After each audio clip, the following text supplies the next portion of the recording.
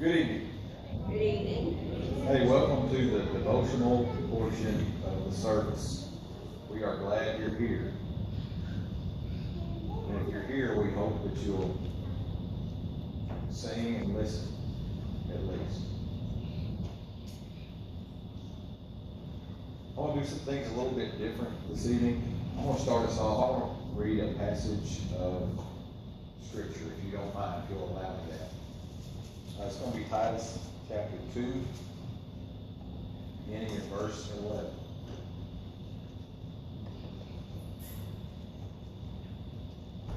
For the grace of God has been revealed, bringing salvation to all people. We are instructed to turn from godless living and sinful pleasures. We should live in this evil world with wisdom, righteousness, and devotion to God, while we look forward with the hope to that wonderful day when the glory of our great God and Savior, Jesus Christ, will be revealed.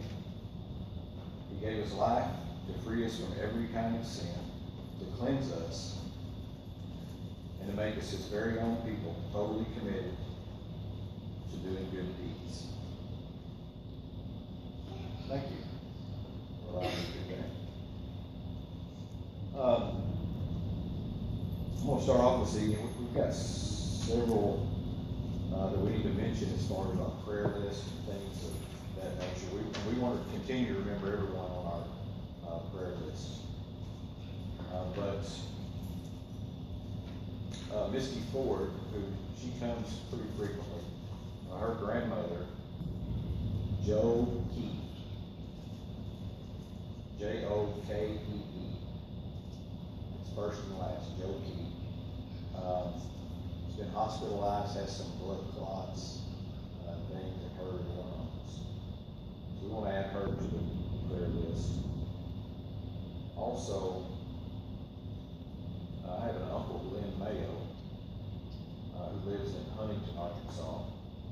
He's been dealing with a lot of health issues for the last year or 2 years, but most recently he had a lot of trouble breathing. Went in for some tests, heart cath and things. Everything's clear, but they were still running some tests to try to figure out what's been causing the shortness of breath and things. So please remember him in your prayers. We want to remember the Poston family. Dolores Poston, she was a member here and has left several years back, but she passed away this past week. And Ollie Faye Ray, which is Willie Mae's brother-in-law, his funeral was yesterday, so we want to remember the Ray family as well. Something else also to mention, Jim and Oline Burwell. Jim can no longer drive, Oline can drive. I think one of the most important things for them is to make it to worship service at least. And with them not being able to drive, family limited, we're going to have a sign-up sheet that we're going to put in the foyer. And mainly that's going to be anyone who is willing to or is able to go by and pick them up for their respective worship services. She goes to the Presbyterian Church on Sunday mornings for worship. able to make it through class and the worship service, so, and then bring Jim on to, our building here for worship service, so, of course, Jim has done a lot, in the past, through the years for, this congregation as far as transportation and different things when he was, younger and able, so, it would be good if anyone could, help out in this, at least getting into worship service. I think everything else is covered as far as their needs. Right. As far as, I mean, I'm sure they would love some visits or phone calls or anything like that, but, anyway, they're no longer able to drive, so we need to try to assist them when we can. Sign up sheet will be in the foyer for those who, and Richard's gonna try to organize, someone. We can have several when you rotate around, it won't be a big problem right away. The 24th, the baby shower's still coming up for Alyssa Ashley. The 25th, potluck and singing. 21st, open manor singing and devotional at the nursing home. Fall cookout is coming up as well on the 23rd. Looking forward to that. There'll be some singing, have a devotional. First, we're going to eat. The main course is going to be probably hamburgers, hot dogs, a little bit of barbecue. Got the sign-up sheet in the foyer for side dishes. Now, if you look at it, we've already got some side dishes on the way. A couple of pecan pies, and coleslaw, homemade rolls, and that kind of stuff. So, something we need to be looking forward to. And I also noticed that the 31st, we are planning a hobo chili cookout under the carport. There'll be some more details about that that will be coming up. So I've asked Jim if he would word our opening prayer tonight. I will word our closing prayer at the proper time. Rick Scott has the devotional. Kenneth Massey has the song service. The first song tonight is number 718. 718. First song. Thank you.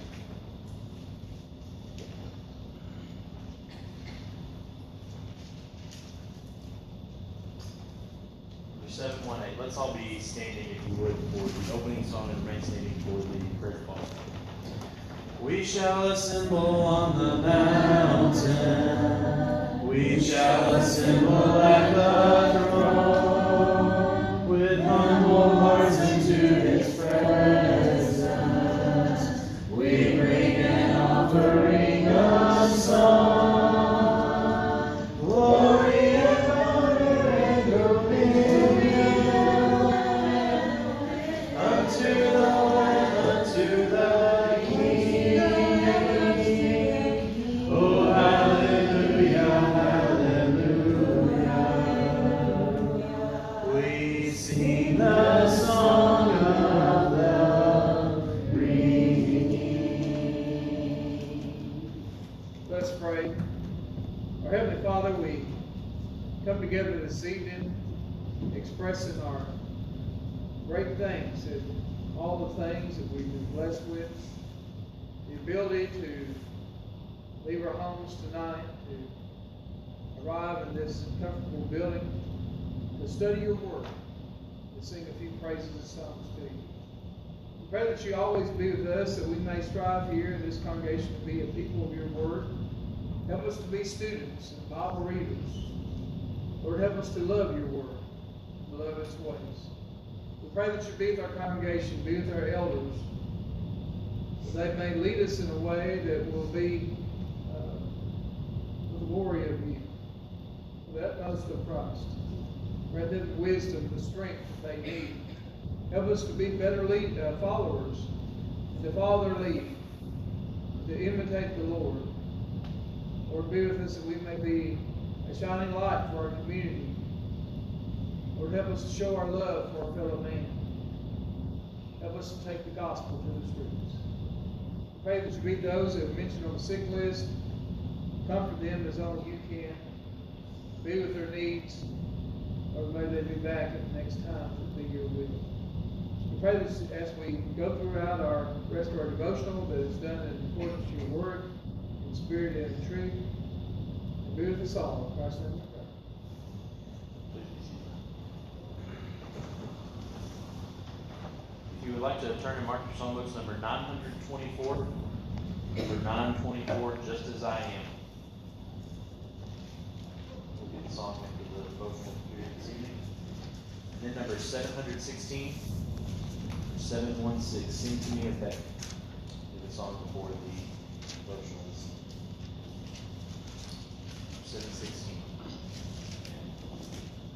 Sing to me of heaven, sing that song of peace. From the toils that bind me, it will bring release. Burdens will be lifted that are pressing so. Showers of great blessings for my heart will flow. Sing to me of heaven, let me fondly dream of its golden glory, of its earthly gleam. Sing to me when the shadows of the evening fall. Sing to me of heaven, sing the songs of all. Sing to me of heaven as I walk alone, dreaming of the comforts that so long have gone. In a fairer region among the angels throng, they are happy as they sing that old sweet song. Sing to me of heaven, let me fondly dream of its golden glory, of its pearly gleam. Sing to me when shadows of the evening fall. Sing to me of heaven, sing the songs of all. Sing to me of heaven tenderly and low, till the shadows o'er me rise and swiftly go. When my heart is weary, when the day is long, sing to me of heaven, sing that old sweet song. Sing to me of heaven, let me fondly dream of its golden glory, of its earthly gleam. Sing to me when the shadows of the evening fall. Sing to me of heaven, sing the songs of all.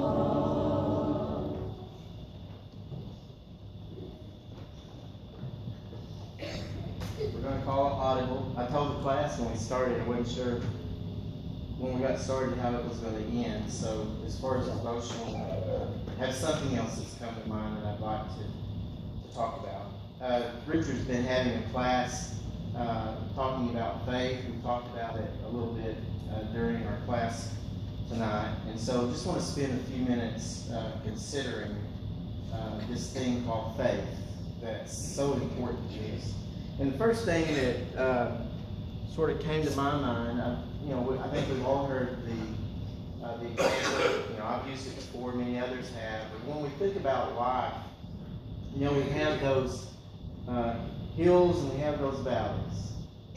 And I know sometimes we consider those hills as that high point in our life, when everything seems to be going pretty good, and then the valleys are those times when we're sort of low. But I'd like for us to turn that upside down just a little bit and consider it in a different way.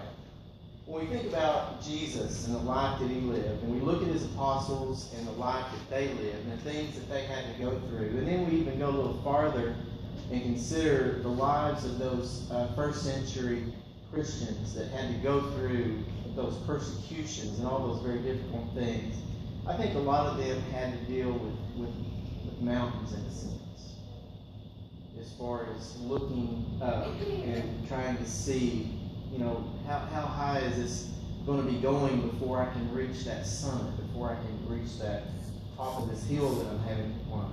And so we look at life, and sometimes we consider, we have the things that we have to climb, and then things get easier, and we go back down. And then sometimes we have to climb again, and we look at, it's almost like hills.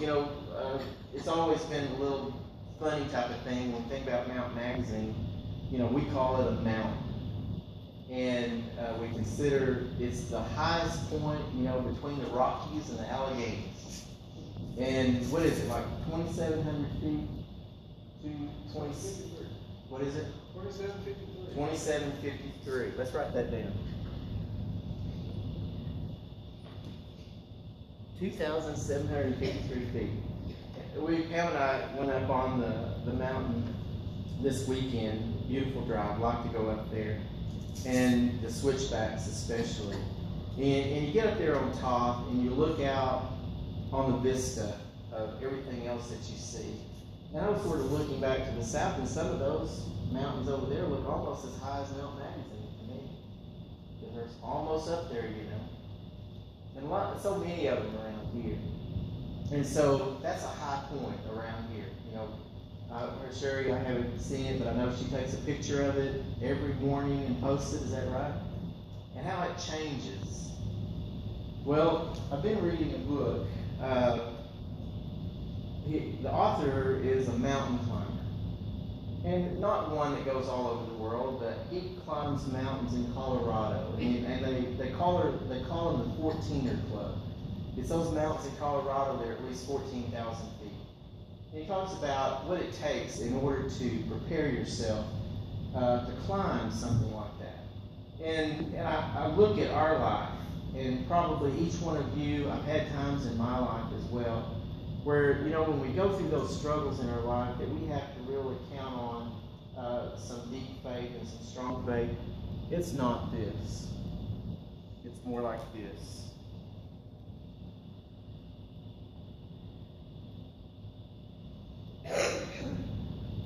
You ever felt like you were climbing a mountain like that?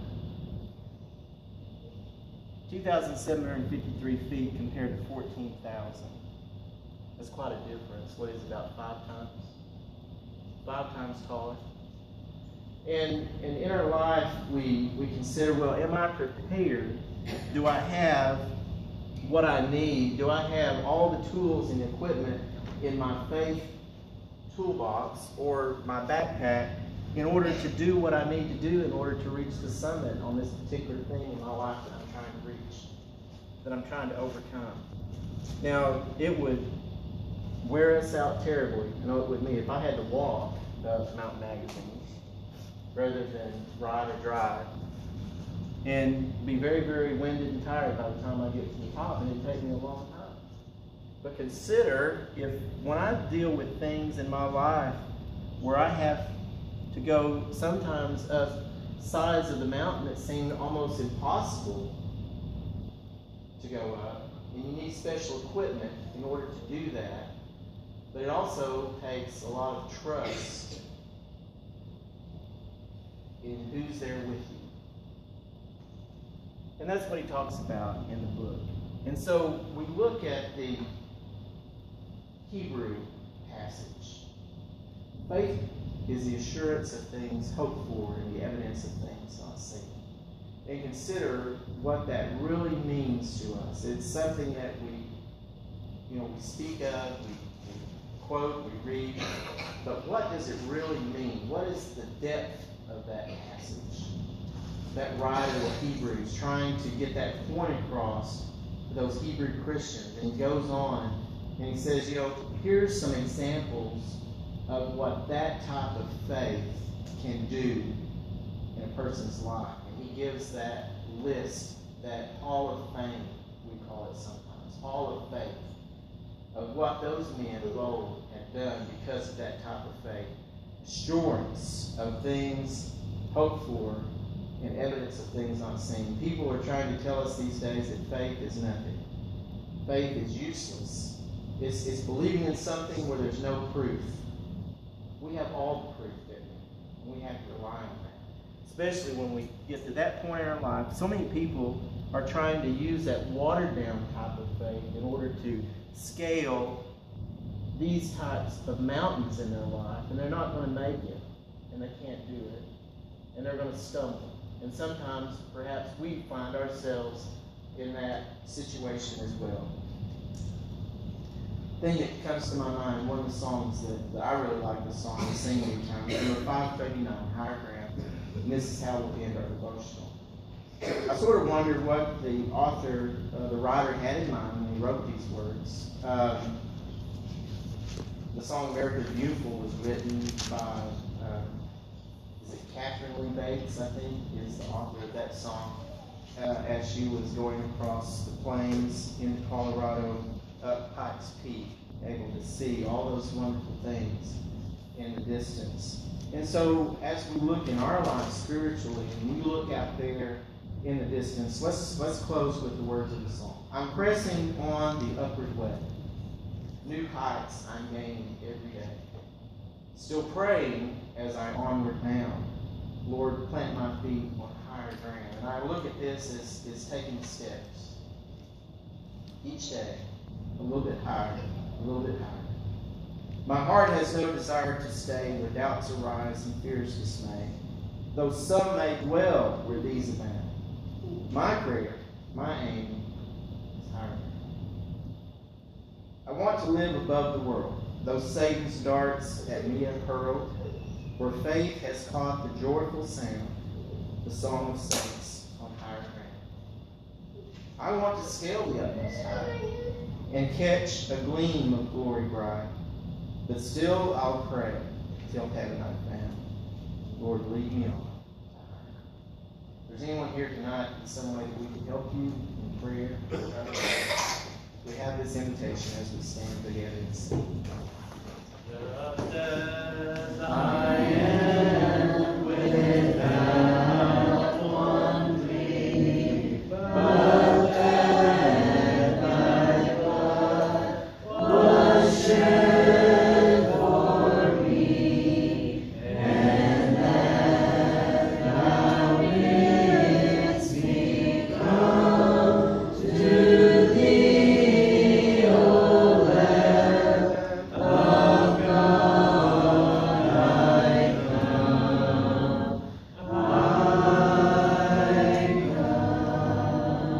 just as I am, thy love unknown has broken every barrier down. Now to be thine in thine alone, O Lamb of God, I come,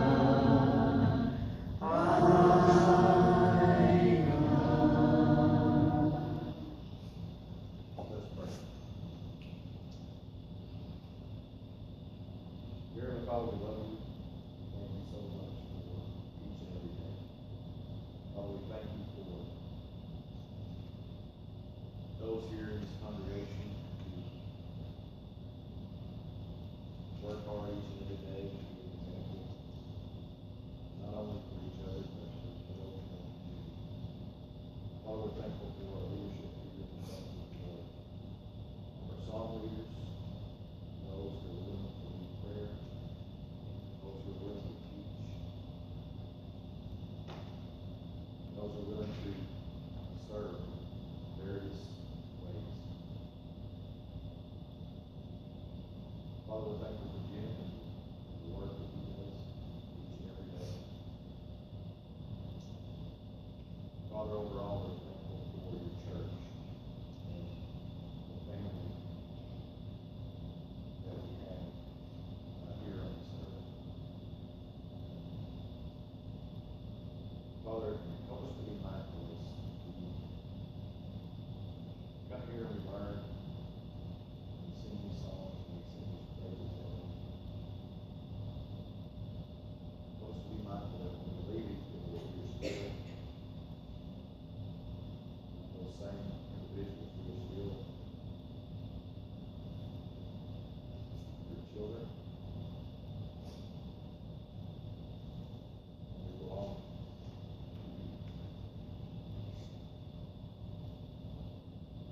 we pray for those who are on our prayer list, those that have been mentioned tonight, additions to our prayer list, we want to pray for them. We want you to keep your hand upon them and heal them if it be your will. Father, help us to be ever mindful of Jesus, what he means to us. Help us remember his sacrifice each and every day as we should sacrifice for you. Father, so thankful for your forgiveness.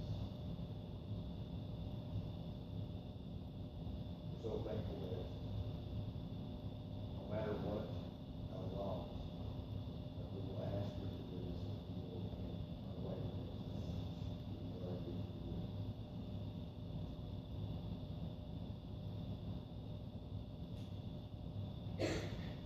Father, each and every day, help us to ask for our forgiveness. Help us to learn to turn away from those things that hinder us and that weaken us spiritually.